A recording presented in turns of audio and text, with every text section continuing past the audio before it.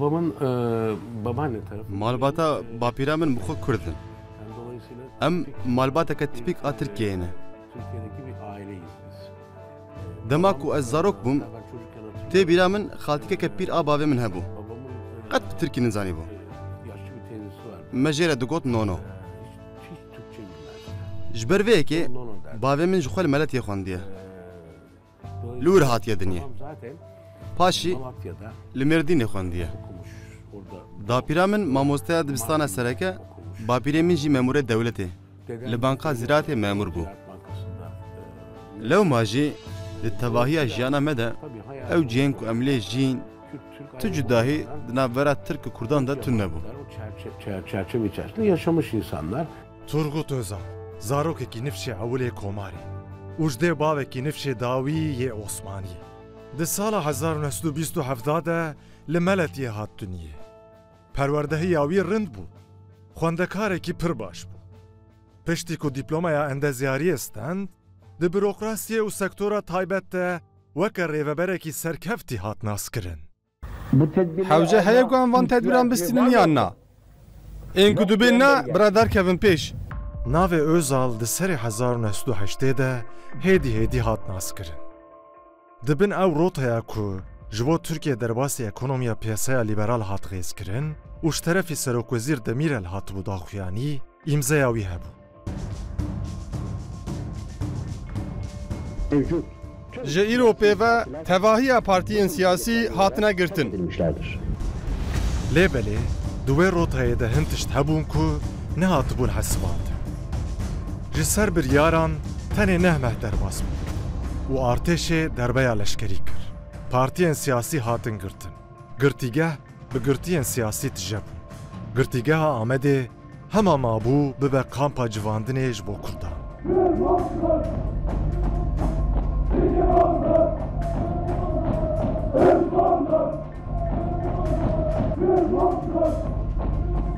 Polîtikayên ekonomiyê ku em tetbîq dikin, bi qasî ku divê hevgirtî û realîst bin, hewceyê ku domdar bin jî.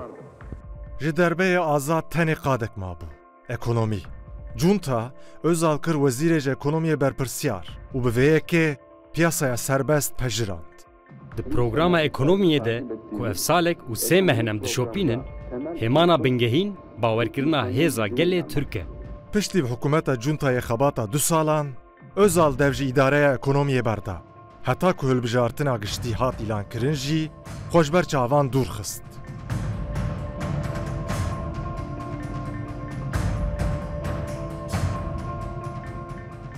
Di 1983 de bi Partiya Anawatanê ku wî bi xwe ava kiribû û cuntayê jî destur dabûye, derkete ser sahneya siyasetê.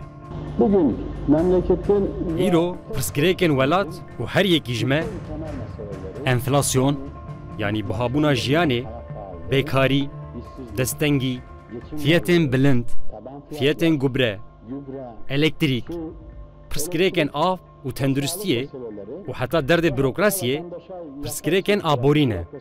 Ev pirsgirêk hemû ne siyasî ne. Di bingeha xwe de ev pirsgirêk tev aborî ne.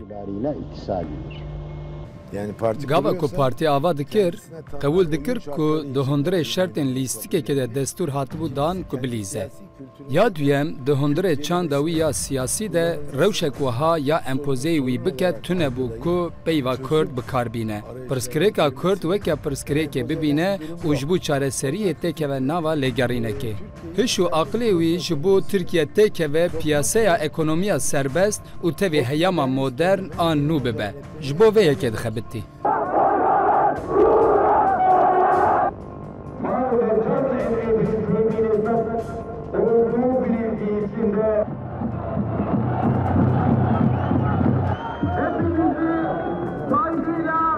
Sevgiyle selamlarken candan ve muhabbetle kucaklıyorum. Sağ olun, var olun. Özal di hilbijartinê bi partiyek rast a cuntayê piştgirî dikir û partiyek çep a qas ku cuntayê di hiştêkeve hilbijartinê pêşbazî dikir û ji vê hilbijartinê serfiraz derket.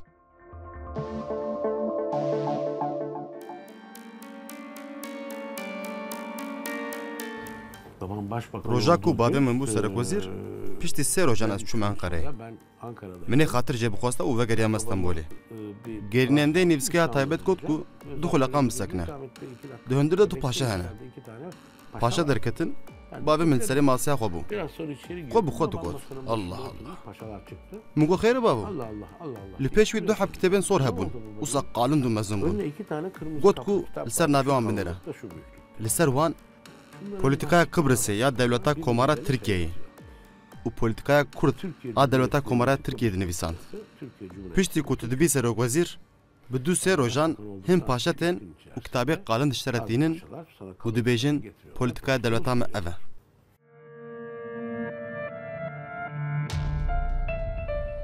Serokwezîrtiya Özal hêj nebûbû salek.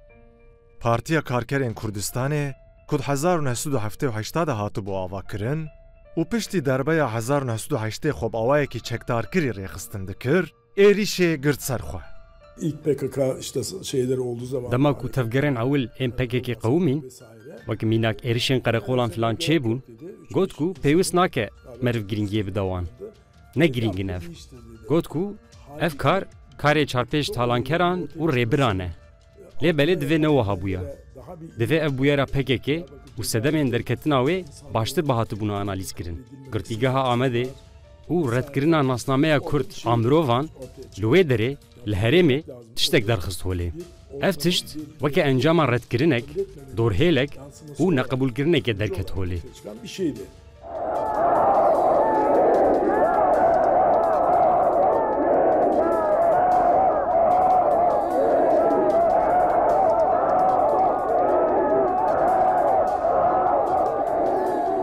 İşte hafife aldı, görmedi, anlamadı. Yani wî piçek piçûk didît. Bawer nedikir ew qas mezin be. Fêm nedikir. Wan weke rêbiran didît. Böyle dedi, doğru. Belê wiha digot. Ev rast e. Ez vê pirsê dikim. Gelo dê çi bidîta? Li hêla dinê gelo kê dizanibû ku di dema 1984 de gava ku PKK tekoşîna biçek li dihê û şemzînanê da dest pê kirin ku de ev yek bibûya mezintirîn serhildana Kurda heta roja me. Ne mümkün bû ku mirov vê yekê bidîta, bizaniya û fêm bikira. Bilmek ve bunu anlayabilmek mümkün değil.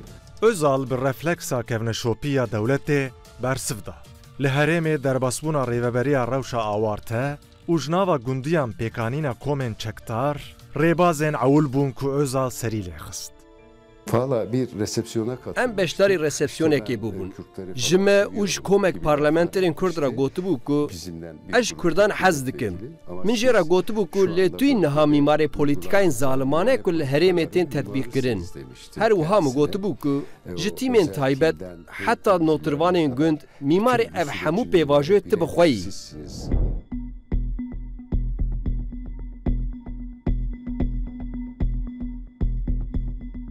Özal li hemberî PKK çekên ekonomîk ên di destê xwe de jî bikaranî.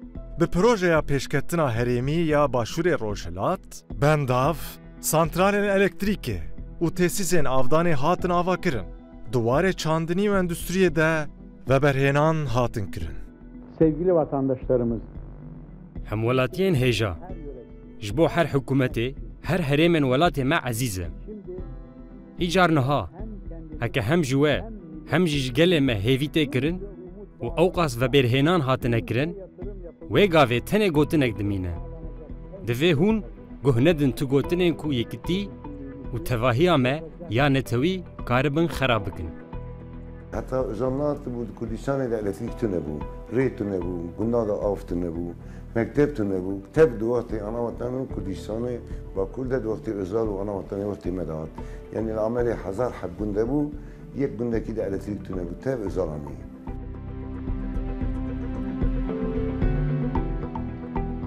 Kendi bölgemde Özal Li herêma min berî Özal ji me re ciyên ku elektrîklê hebûn ji sedî 20 bû. Bi seferberiyek mezin wî ev yek derxist sedî set. Ji hêla telefon û elektrik jî wisa ye. Xebatek mezin ji bo bînesaziya da dest pê kirin. Ji hêla ekonomîk xebatên wê mezin hebûn ji bo entegrasyona herêmê bi Tirkiyê ve. Lê ji hêla siyasî ve Di dema serokwezartiya xwe de mixabin tu gavên berçav navê. Çok ciddi atılmada bulunmadı. Lêbelê ne polîtikayên ewlehiyê û ne jî yên ekonomiyê raperînê ve nemirand. Ji ber ku Kurdên ku agir geş dikirin, li Tirkiyeyê weke Kurd nedihatin qebûl kirin. Tabii şimdi ANAP bir kere ANAP di sala 83 de bi awayekî Kurd hat ser desthilatê û 8 salan sağ li ser desthilatê ma. û bi rastî jî 8 salên bi desthilateke Kurd devê wat heye ku heke ew bixwazin pirsgirêkekê li Tirkiyeyê pirsgirêkeke ku wêrekiyê dixwaze çareser bikin, ev derfet li ber destê wan heye. Lêbelê dema ku meriv ji hêla pirsgirêka Kurd binêre, divê ewil ev mijar li nav partiyê hatibe xebitîn. Pêşniyarên çareseriyê yên di demek navîn û dirêj de hatibin pêşxistin. Ji bo ku hûn karibin kesên li hemberî xwe yên li hundirê xwe jî qaneع bikin. Lêxebateke wiha jî tune bû.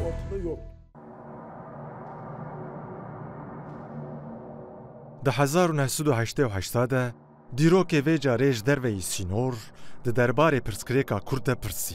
Ji ber komkujiya Helepçeyê, Kurd li ser sînorê Tirkiyeyê bûn. Gelo divê wan qebûl bikira ya nekira.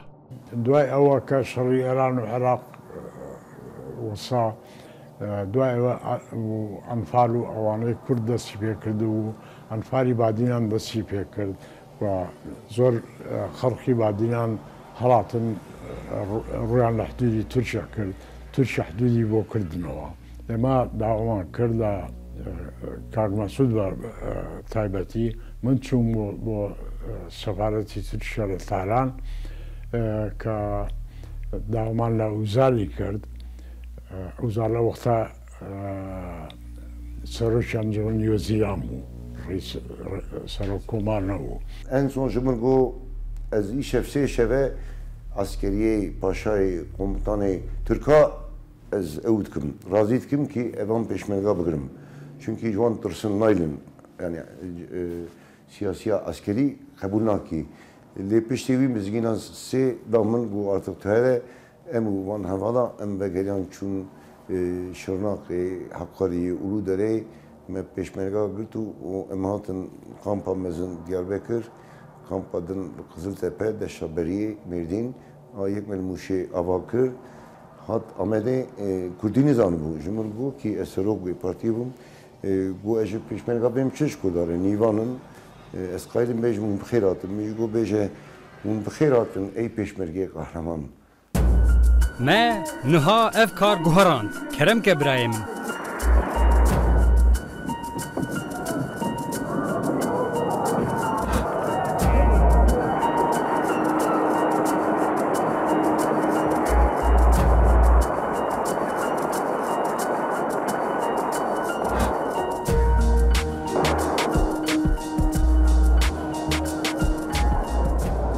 Gava ku Özal ji ev suîqestê sağ filitî, salek ji serokê juntayê Kenan Evren re mabû ku dema wî ya koşka serokkomartiyê biqede. û ji bo serokkomartiyê Özal namzetê herî nêz bû. Giyanê ku Xweda daye, heyî destûra Xweda, tu kes nikare bistîne. Parlamenterê İstanbolê Birêz Turgut Özal Özal Partiya Anavatanê ku serokê wê giştî bû li ser hikûmetê hişt û di sermaweza 1989 de bû serokkomar. û tevî di 1963 dengan di encamê de bû heştemîn serokkomarê Tirkiyeyê. Büyük Türk milleti Li pêşî netewê Tirk ê mezin û dîrokê li ser namûs û şerefa xwe son dixwim. Ez zarokekî malbateke nîvçehalî me. Li Anatoliyê hatim dinyê. Li dibistanên muxtelîf, li ciyên muxtelîf min xwend. Di dewletê de min ji qedemeya herî jêr dest pê kir. Şef, gerînende, gerînendeyê giştî, müsteşar, wezîr, alîkarê serok wezîr, serok wezîr û dawî jî gihaştim makama serokkomartiyê. Li Tirkiye Kurd dikarî bûn bibin karsas, bürokrat, parlamenter, serokwezîr û heta serokkomar jî. Lê ya herî zor Kurd bûn bû. Gelo Özal Di perdeya duyem de ya ser sahneya siyasetê kulkoşka serokkomartiyê vebûbû, wê bikarîbûya vê qaîdeyê hilweşîne. Rahmetî hem bû serokkomar hem jî bû serokwezîr. û ji hêlekê ve jî Kurd bû. Di meha nehemîna Özal li koşkê, Partiya Gelxwaza Sosyalîst ku di muxalefetê de bû, rapora Kurd amade kir. Ev rapor, sînorên polîtîkaya hundirîn ku bi îdeolojiya fermî hatibûn xêzkirin, derbas kir û qadek rekabetê ya nû vekir. Rapor adını koydu. Ev rapor da eşkere kirin. Raporê got ku pirsgirêkeke wa heye û navê wê jî pirsgirêka Kurd e û xwediyê gelek dîmenan e. Ne tenê pirsgirêkeke ewlehî asayîş yan jî paştemayîtiyê ye. Pirsgirêka sereke ew e ku li vir pirsgirêkeke wekhevî heye.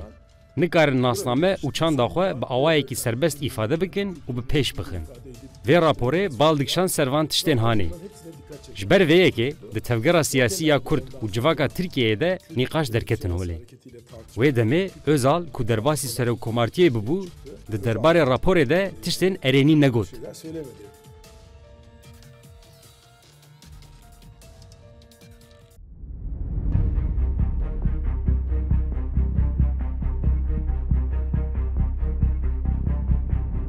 Krîza Kuweytê, ku di meha gelawejê de qewimî, zor li sînorên polîtîkaya derve ya di têkiliyên bi Kurdan re kir.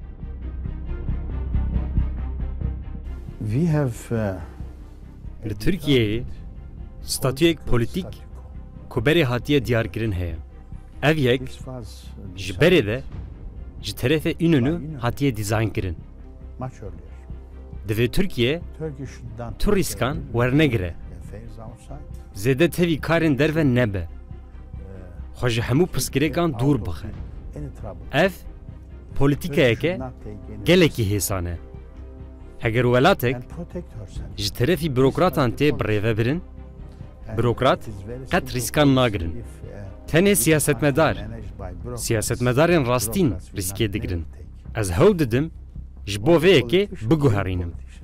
Bi taybetî di pêvajoya krîza kendavê de û di mijara têkiliyên Kurd û Tirkan de ku li derdora me ye, ez hew didim ji bo biguherînim. Lê li gorî min ev guherîn, guherîna herî zor e.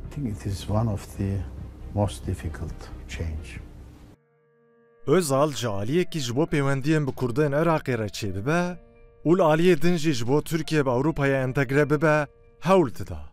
Gelo mimkûn bû ku di pêvajoyek wiha de yasa gelê Kurd înkar bikirina. Di destpêka sala 1901 de bi rakirina qedexeya zimanê Kurdî ya zagona bingehîn de bersiv hat. Çok ciddi bir sıkıntısı zaten. Pirsgirêkeke Özal li mezin jî di hundirê partiyê de bû. Ne mimkûn bû ku mirov bêje di hundirê partiyê de hemû parlamenter weke Özal difikirin. Ji her nêrînê mirov hebûn. Wek gotina wî jî ji çar aliyan kes di partiya wî de hebûn. Ji her nêrînê mirov hebûn. Özal di qenekirina hevalên xwe yên şexsî ku dibin tesîra hezrên şovben de diman zehmetî dikişand. Yani ev eşkere bû. Mesela mîneka herî tê zanîn di rakirina qedexeya Kurdî de pir tengasî kişand. Hikûmetxana nekir û hewl da ku yek bi yek ji parlamenteran îmza bistîne. û hejmareka gelekî mezin a parlamenteran ji xwe îmza neda. û Özal bi saya hewlên xwe yên şexsî bi ser ket ku vê qedexeyê rake. Ango bi giraniya şexsiyeta xwe siyasî karî bû vê yekê bînê cî. Siyasi alanı koyarak bunu kaldırmaya başarabildi. Piştî çend mehan, Özal rakirina qedexeyê di daveta lawê xwe de tetbîq kir. Şimdi babam o düğünde İbrahim Tatlıses davet etti. Bavê min duê daweta mezin de Gazî İbrahim Tatlıses jî kir. Ew jî vexwend. Bavê min bangî wî kir got ku kurê min. Du hepstranên Kurdî bêje. Lê bila ne zêdeyî duyan bê. Ne kesîse. û di nava xwendiyan de leşker Kenan Evren Paşa jî hebûn. Got ku li Tirkiyeyê divê merev hin tiştan eşkere bidê rastkirin. Lê İbrahim zêde pê de neçe ha, tenê duha. İbrahim Tatlıses jî rabû strana xwe Kurdî got. Çi bû? Ma kıyamet rabû. Şimdi ne oldu? Kıyamet mi koptu?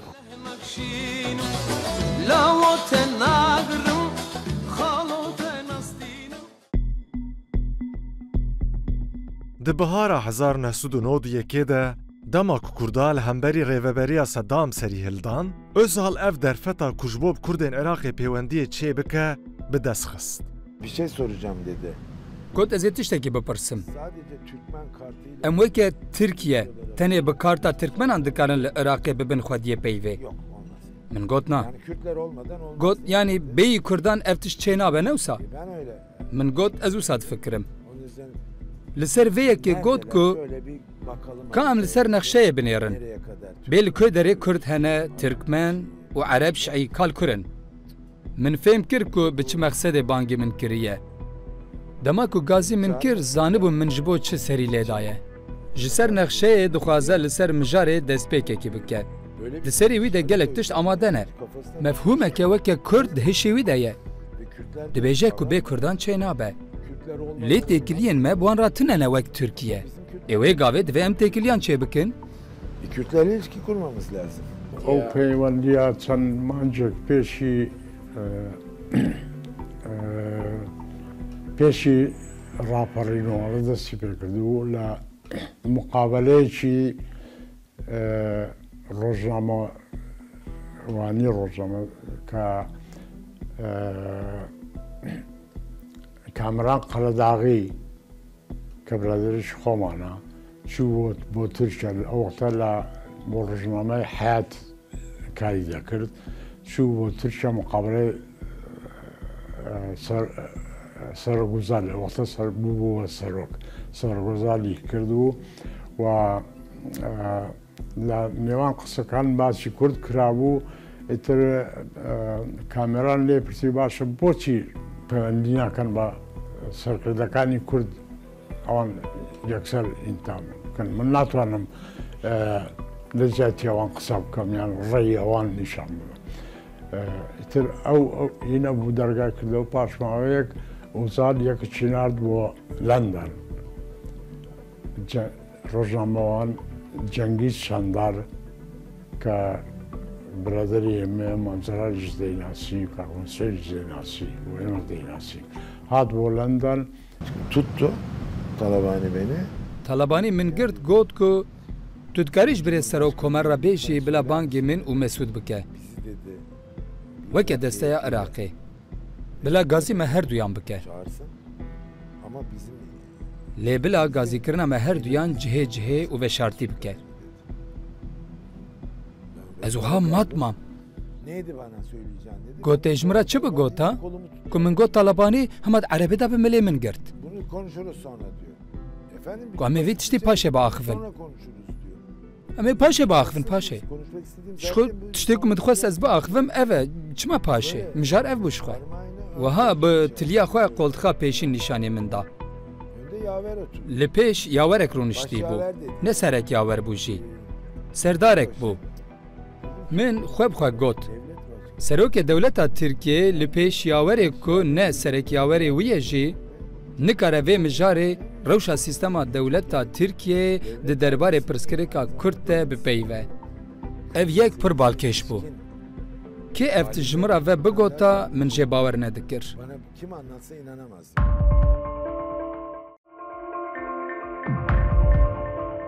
Acele Cumhurbaşkanlığı. Peyamek hat ku divê bi lez li serokkomar bigerim. Roja duşemê bû baş tê bîra min. Ez lê geriyam. Turgut Bek got roja pênşemê di vê saetê de derdorê yazdan ez li hêviya wanim. Ewil wê herin wezareta karên derve. Paşê jî wê werin ba min. Talabani ji kêfa difiriya. Ji kelecanê diricifî. Min got ku xêr Mam Celal çi biye bite? Ji bo xwe çi biye? Dê bêjî qey te qet serokkomer nedîtiye. Ji min re got ku tu ne Kurdî. Helbet tijveyekê fêm nakî. Ku dema Kurdek her kî be jî li ba serokkomerê Tirkiyeyê bê qebûlkirin tê çi wateyê. Tê çi maneyê û dê rê li ber çi tiştan veke. Tu nikarî mîna Kurdekî hîs bikî. Hevdîtina ewil çêbû. Di hevdîtina ewil de ji ber ew gotina Özal Talabanî pir hestiyar bûye. Özal gotiye ku hûn ji bo me hem hemwelatî ne hem jî hemnîjadin. Ji bo me Tirkên Qibrîsê û yên Bulgar çi bin hûn jî aynî ew in. Hûn dikarin bi her awayî nêzîkayî û piştgiriya me bixwazin. û bi vî awayî em ketin ser rêyeka dîrokî. Sonra bir tarihi virajı dönmüş olduk. There is a place inside. Yes, as you like. Okay. But I think here is better. Well, it was a good meeting. Civîneke pir baş bû. Serokkomar û ez. Em ji civînê pir kêfxweş bûn. Me li ser Bakurê Iraqê, Kurdistana Iraqê û helbet PKK gotûbêj kir. Ji ber ku ez li virim, ez pir tatmîn bûm. Hevdîtinek erênî bû.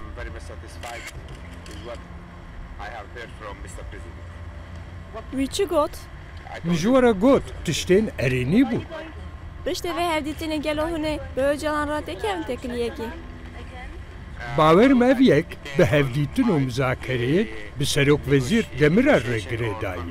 Ji ber ku Komara Tirkiyê hîn daxwaze ku ez tevlî pêvajoyê bibim li min nekiriye. û ji ber vê yekê jî ez nikarim tiştekî bikim. Ji xwe ez jî rast nabînim tevlî mijarekê bibim ku ne vazîfeya min e. Gelo ve peyamek ji Serokvezîr hanî? Ji Serokvezîr na. Min pozisyonê pir baş fêm kir. Heger ez Öcalan bibînim, ez ê ji bo çareseriyên polîtîk ên aştî û aştiyane wî teşvîq bikim. Şiddet nikare li tu ciyan, tu probleman çareser bike.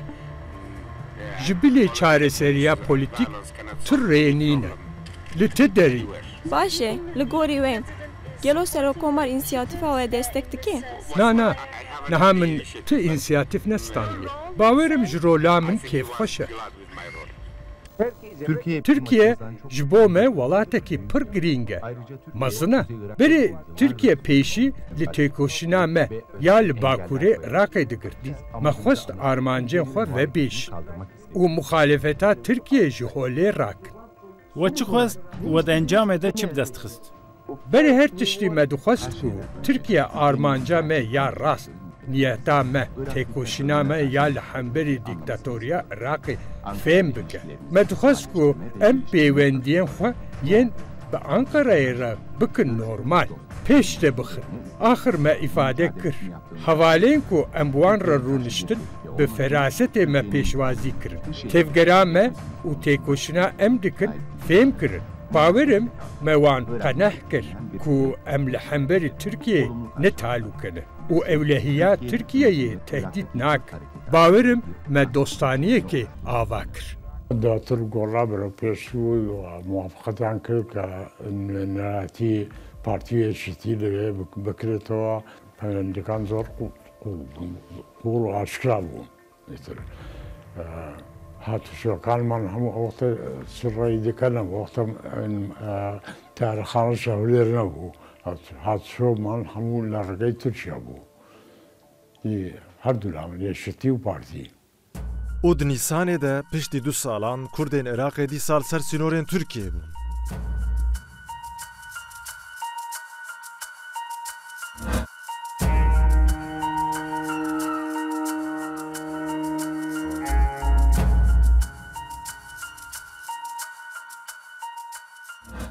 The best way for ji bo gelê Kurd yê Iraqê ya herî baş ew e ku her hemwelatiyeke Iraqê xwediyê çi mafan bin, divê ew jî xwediyê wan bin. Ji bo Ereb û Türkmenan jî eynê tişt divê. Her wiha ji bo Asûrî û Kurdan jî.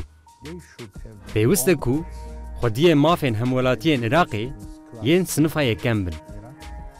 Ji bo wan rêya herî baş dibe ku rêvebiriyeke mîna nîv otonomiyê be. Ev mafekî xwezayî ye. Di qada navneteweyî de. League of Nations decision in the area. Hewla Özal al arenaya navnetewî ku herêmek ewlehî ya cîranê Tirkiyê ji bo Kurdan bêava kirin, di demek kin de encam da.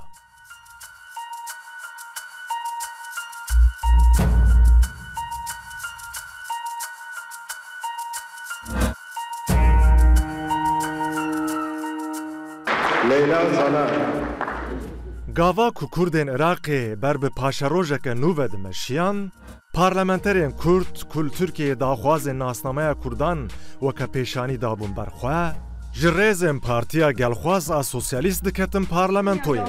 Büyük Türk milleti önünde namusum ve şerefim mürezzine and içerim. Evet sondayız bu devletin Türkçeleri.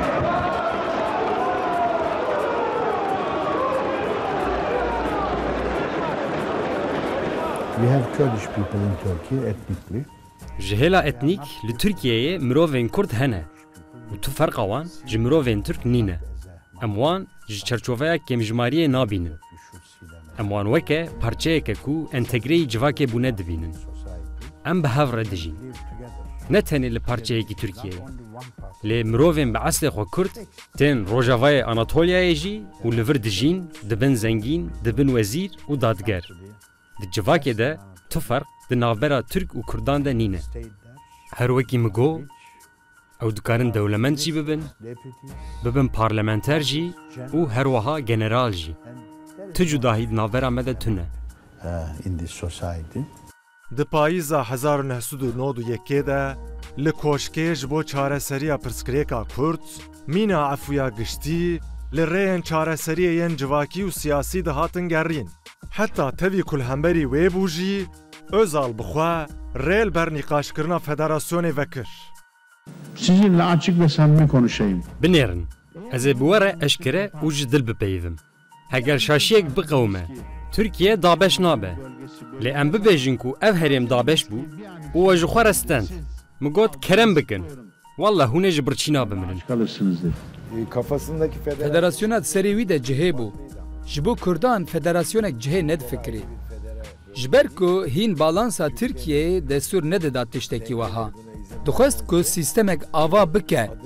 Navê wê ne federalîzm be, lê bixwe ew federalîzm be. Dixwest bike ku parêzgar û gerînendehê ewlehiyê jî hilbijartinê bên serkar. Lê ev yek tenê wek proje di serî wî de bû. Ne nivîsî ne jî pêşkêşî civakê kir.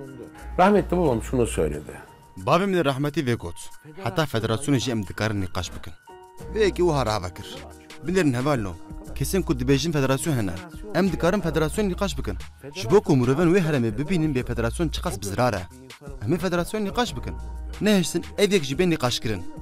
Ya duyem, tiştê di serî wî de derbas dibû konfederasyon bû. Yani siba rojekê ji mecbûrî piştî wextekî herêma Bakurê Iraqê bixwaze ku bi Tirkiye ve federe bibe. Irak'taki Kürt bölgesi Türkiye'ye federe olmak isteyecek. Ya bunları konuşalım, tartışalım. Got ku em wan tiştan bipeyivin, nîqaş bikin. Dema ku li jor li maqama herî bilind, aktor û fîgurên mîna serokkomar û serokwezîr gotinên wiha îfade dikin, hem hêviya aştiyê zêde dikin û hem jî partiyên ku di vî warî de xebatên berbiçav dikin, weke SHP'ya ku rapora me dekir, rihet dikin. Ne ji ber ku ji Kurdan pir hez dikir. Lê difikirî ku Tirkiyeke bê Kurd dê kêm be. Tirkiyeke bê Kurd dê li rojhilata navîn û dinyê nikare bibe aktorekî weke dilê xwe. Ez wisa difikirim. Li qadê jî girêkên ser pirsgirêka Kurd her diçû zêde dibûn. Di Newroza 1992 de li Şirnexê bi sedan hemwelatiyên Kurd bê êrîşa hêzên ewlehiyê jiyana xweşdest dan. Şiddet gûr dibû. Şırnak milletvekili birlikte Tevî sê parlamenterên Şirnexê ji bo bi Özal re hevdîtinekê pêk bînin, bu yerên li Şirnexê qewimîne bi serokkomara parve bikin û wî agahdar bikin, me ji koşkê randevu xwest. Hema di cî de bersiv dan. Çawa em rûniştin got ku zarokno. Ez serokkomarım. Lê 5 deqe berê hatim agahdar kirin ku ez ê li vê odeyê hevdîtinê bikim. Niha ez bi xwe jî têm guhdarî kirin. Hem ji bo we hem jî ji bo me bila bi tedbîr be. 5 deqe berê min ev ode îşaret kir. Lê dîsa jî em tên guhdarî kirin. Lê çi dibe bila bibe. Ez dîsa jî natirsim. Wiha digot. Dengê çekan nedisekinî. Windayên dibin çaviyê de kuştinên faîlê meçhûl û mirinên bi guman her diçû zêde dibûn. Di 20 îlonê de yek ji nivîskarên ku daxwazên nasnameya Kurda da anî zimên, Musa Anter û piştî 4 mehan jî Ûr Mumcu ku ser PKK lê holîn dikir, hatin kuştin. Piştî mehek din jî fermandarê giştiyê jandarma Eşref Bitlis ku bi Kurdên Iraqê re peywendiyên nêz pêş dixist, di encama balafira wî ku bi awayekî bi muamma ket, jiyana xwe ji dest da. Telefon çaldı. Talabani'den bir telefon. Telefon lêxist. Dedi ki Talabanî digeriya. Got ku İlnur PKK dixwaze agirbestê bike. Sen ne diyorsun? Min got Mam Celal. Tu çi dibêjî? Süleyman Bey'e bildir. Got ku Süleyman Bek agadar bike. Miş Süleyman Bek re got PKK dixwaze agirbestê bike. Em li riyên wê digerin. Dedi ki biz Got ku hesê bike em nizanin. Tu biya xwe bike. Biz devlet olarak Weke dewletê em ê tiştekî nebêjin. Lê weke dewlet em ê ne operasyon ne jî tiştekî dinê bikin. Şeyde yapmayız. Bir operasyon da yapmayız. Bizim karşımızda muhatap Li hemberî me serokatiyeke we ye ku bibe muhatap tune. Di radeya partiyan jî radeya şexsî de jî. Lêbelê we berê behsa Ozal dikir. Cesaretî hin tiştan dike. Li gorî korbûna ên din ez wî çêtir dibînim. Her çi qas him rîsk hebin jî ew hîn gavan diavêje. Ya rastî divê meriv mimkin bike ku baştir tê bige. Yan jî ji bo karên wiha cesaret bide wî. Divê ji bo wêbûnên wiha meriv teşwîq bike. Divê meriv rêl ber wî veke. Pêwîst e ku hinekî ji xwe bawer be. Tişta hûn dibêjin ew e ku ez başê xerabanim gelo. Na ji bilî wê armanca min ev e. Bêyî ku pir zêde xûn bê rêjandin, bêyî ku têne giştibûn û rêşaşbûnên mezin biqewme, merhaleyek çareseriyê hatiye avakirin. Divê qedrê wê bizanibe. aşaması yaratılmıştır. Değerini bilmek zorundadır. Bu sürecin barışa evrilmesi konusu. Ji bo ku ev pêvajo veguhere aştiyê me ragihand Özal ku em dixwazin biçin Şamê. Birêz Özal vê yekê got. Ez nabêjim biçin an jî neçin. Lê heke hûn biçin, bêjin ku ev tişt bi çêkan naqede. Bêaqil û dîplomasî bi çêkan ti encam naîstendin. Tirkiye xurt e. Ne mümkün e ku bi artêşa Tirk û hikûmeta Tirk re serî rakişîne. Lê Kurd jî xwedî mafin. Ev maf bi rêya demokratîk mümkün e ku bên destxistin. û ji bo vê yekê jî ez hewl didim. Me jî wê demê pirsî. Gelo dê ev yek çawa çê bibe. Wiha peyvî. Wê herkes nameyek binivîsîne. Wê di hundirê zerfek girtî de bimîne.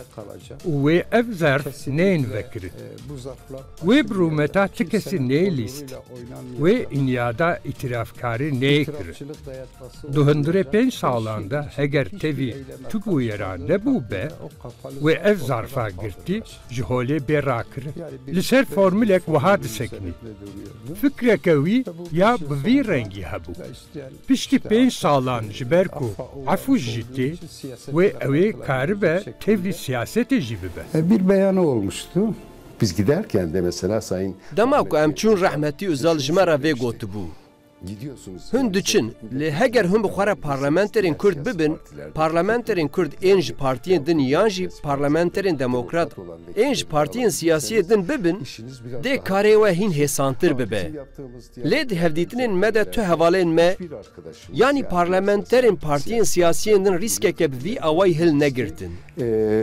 Almadılar. Tabii kolay. Söylemesi çok kolay. Helbet gotina wê hêsan e. Li dev jî siyasetmedaran berdin, rojnamevanên ku li qendî li hevpeyvîn çêkirin, di derbarê wan hemûyan de doz hatin vekirin. Hin ji wan ceza stendin. Hûn jî dizanin. Îro jî hêj ev yek tê rojevê û tê xwestin ku hin rojnamevan bên cezakirin. Ji ber vê yekê, dema ku we ji bo aştiyekê biryar da, dema ku we ji bo çareserkirina vê bûyerê biryar da, divê ew kesên ku dikevin hundirê vê pirsgirêkê xwediyê temînatekê bin. Ji bo ku karibin teşebbüsên xwe bêtirs bikin. İcar mesele ev e. İşte mesele bu. Bir gün tayin edildi. Projek hate diyar kirin. Öcalan devê rojê civîna çapemeniyê bike.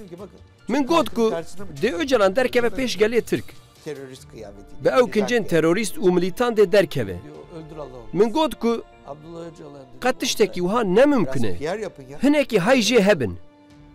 بلا بدلکی لخوک درکوه براستی جی موی به بدلکی درخست لیمه بیست کو قرواتا وی نینه Kravatı yok.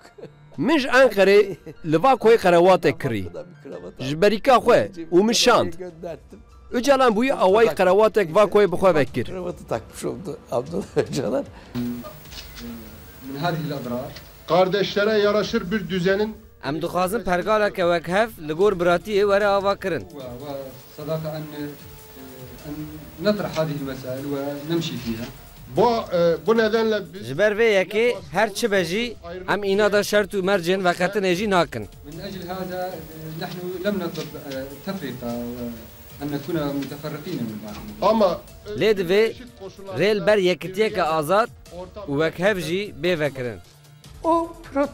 Di wê protokolê de dihat diyarkirin ku agirbez pengaveke dîrokî û erênî ye. Ji dewleta Tirk jî ji bo vê yekê gav dihat hêvî kirin. Me digot mimkûn e ku pirsgirêka Kurd were çareserkirin. Dê bingeheke wekheviyê de dibe bu were çareserkirin. Me bi hev re federalîzmê pêşniyar dikir. Ji aliyekê ve belkî ji bo PKK jî cara pêşî bû ku tevî daxwaza serxwebûnê ji bo çareseriyê federalî jî dihat erêkirin. Oluyordu. Di 15 Nîsanê de ji bo aştiyê du mehêndin wê çek bêdeng bimana. Dema agirbestê hatibû dirêjkirin. Di serdana xwe ya komarên Tirkî de Özal ev agahî stend. Min bavê xwe rehmetî cara dawî li Aşxebatê li Tirkmenistanê dît. Paşî ew derbasê Azerbaycanê bû, ez jî derbas Tirkmenistanê bûm. Li odaya xwe ji min vê got bû. Demek ku ez çawa vegerim Tirkiyeyê, ez ê rîskeke siyasî a mezin hilgirim û ez ê vê pirsgirêkê çareser bikim. Ji ber ku heger Tirkiyeyê pirsgirêka Kurd çareser neke, nikare gavekê jî pêş te biçe. Yapılan tevî hemû teşebbüsên tibbî rewşa birê serokkomarê me venegeriya normalê û di fonksiyonên jiyanî de tu pêşveçûn çênebûn. Mixabin birê serokkomarê me saet di dû nîvan de jiyana xwe ji dest da. Dema ku Brêz Talebanî di rê de li nûçeyên Erebî guhdarî dikir, got ku eyvax hemû hevdîtin pêşveçûn dê bê encam bimînin. Sayın Öcalan şöyle dedi. Brez Öcalan got ku Özal öldürüldü dedi. Özal hatiye kuştin. İlk tepkisi bu oldu. Berteka huya awil ev bû. Ji wê yekê bawer dikir ku kesên ku di kurahiyên dewletê de cih girtine û naxwazin li Tirkiyeyê pirsgirêka Kurd bi awayekî aştiyane bê çareserkirin Özal kuştine. Baweriyeka wî bi vî rengî hebû. Bir inancı vardı. Di ser mirina Özal re hêj çil roj derbas nebibû, nûçeya ku agirbestê bi dawî kir ji çewlikê hat. Rêya otobüsa ku leşkerên hatibûn terhîzkirin dibir, hatibû birrîn. û sê leşkerên di hundirê wê de hatibûn kuştin. Bir sabah Sibehekê nûçeyek hat. Sê leşkerên me şehîd ketine. Serok Wezîr Demirel li min geriya. Got ku te dît agirbesta we çawa bû. Di wê navberê de cîn dorok jî geriya. Serokê parlamentoyê bû. Got ku kurê min çi dixewime? Min got ez jî nizanim. Tiştekî wiha qewimiye. Bilmiyorum ne olduğunu, böyle bir şey oldu. Min telefon kir. Min got we çi kir. Ev tê wateya sabotaja agirbestê. Öcalan got ku heya min jî ji vê yekê tune bû. Lê ez mecbûr mam vê yekê bigirim ser xwe.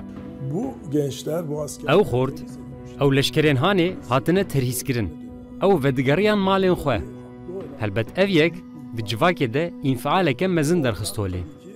Ev niyeta baş a di pêvajoya aştiyê de helbet ji ber nêrîna civakê jî ket zorê. Lewma jî ew pêvajo zêde neajot. Yaklaşımıyla hızlandıramıyor. Gumana ser mirina Özal salên dirêj berdewam kir. Gelo be cela xwe miribû yan hatibû kuştin. Ji ber ku malbata wî jî îdayên suxwastê bi dengekî bilind anî zimên, di 2013 de desteya venihêrtinê ya dewletê dest bi lêkolînê kir. Devlet Denetleme Kurulu'nun Heyeta venihêrtinê ya devletê ji terefê Serokkomar Abdullah Gül hat wezvedar kirin. Lêkolîn kirin gotin ku li vir guman heye. Demek guman hebu bi biryara mahkemê hat vekirin. Wezîrê Dadmendiyê Sadullah Ergin jî daxuyaniyek kir piştî 19 salan. Tiştê ku tipa edlî ji min got ku belkî em hinek hestî û por bibînin. Lê hemû laşê wî dîtin. Ji ber vê yekê otopsî baş bû. Lê di vê navberê de dadger bankî min kir û got teknîkerek otopsiyê dikin gefên mirinê distînin. İfadeyên dadger jî hene. Paşê bi jehr heye lê jehran tune ye. Rapora ku sat tevşo mevşo. Ku ne diyara beçi dibêje. û gelek rûpelên vê raporê jî hatin tunekirin. Yok edildi. Bu olmasaydı... Eğer hevdê Nîsanê de Özal nemiribûya, gelo em ê nêzî çareseriya pirsgirêka Kurd bibûna yan na. Bersiva ku ez bidim, peyveke ji du tîpan pêk tê. Na. 5 harfli tek kelime, hayır.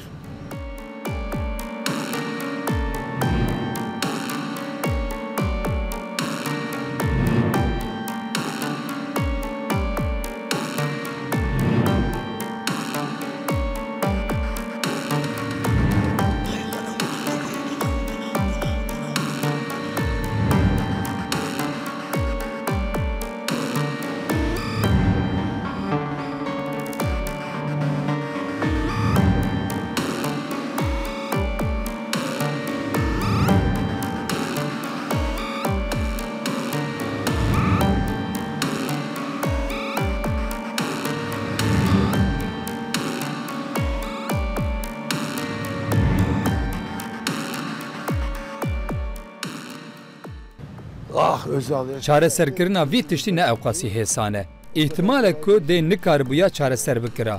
Ji ber ku ne ewqasî xurt bû. kadar güçlü değildi.